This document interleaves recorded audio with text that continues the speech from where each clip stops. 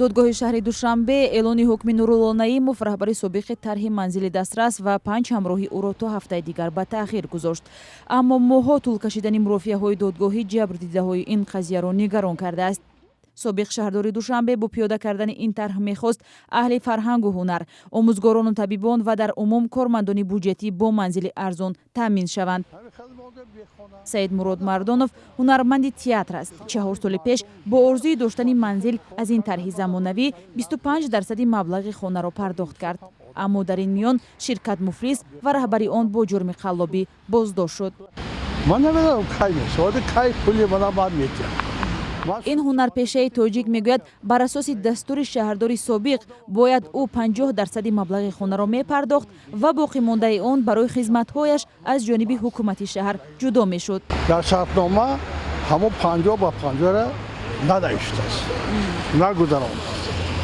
ин пули ман додагиам 75,000 сомонӣ долларе ки ман додам ваям дар сохтмон нагузарондааст. мисли Саидмурод Мардонов даҳҳо муштарии дигари ин тарҳ рӯз мешуморанд то бо эълони ҳукми додгоҳ раҳбари собиқи манзили дастрас ва ҳамроҳонаш маблағи онҳоро бозпас гардонанд. аммо бештар аз 1 сол тӯл кашидани ҷараёни тафтиш ва мурофиаҳои додгоҳӣ боиси норозигии муштариёне шудааст ки на хона гирифтанду на пул. қарор буд имрӯз додгоҳи шаҳри Душанбе ҳукми собиқ раҳбари сохтмони манзили дастрас ва чанд ҳамроҳи ӯро содир кунад.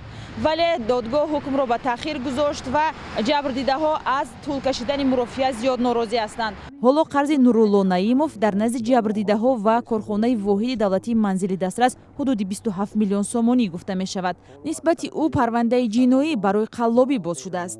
сохтмони манзили дастрас дар шаҳри Душанбе соли 2013 оғоз шуда қарор буд моҳи сентябри соли 2015 нахустин соҳибони худро пайдо намояд. танҳо бо гузашти 6 сол ва иваз шудани раҳбари он ҳафтаи гузашта ин тарҳ пурра ба истифода дода шуд. вале онҳое ки маблағашон ғайриқонунӣ аз сӯи раҳбари собиқ гирифтаву ҷоя расман сабт нашудааст ҳанӯз бехона ва пушти дари додгоҳ ҳайрон мондаанд.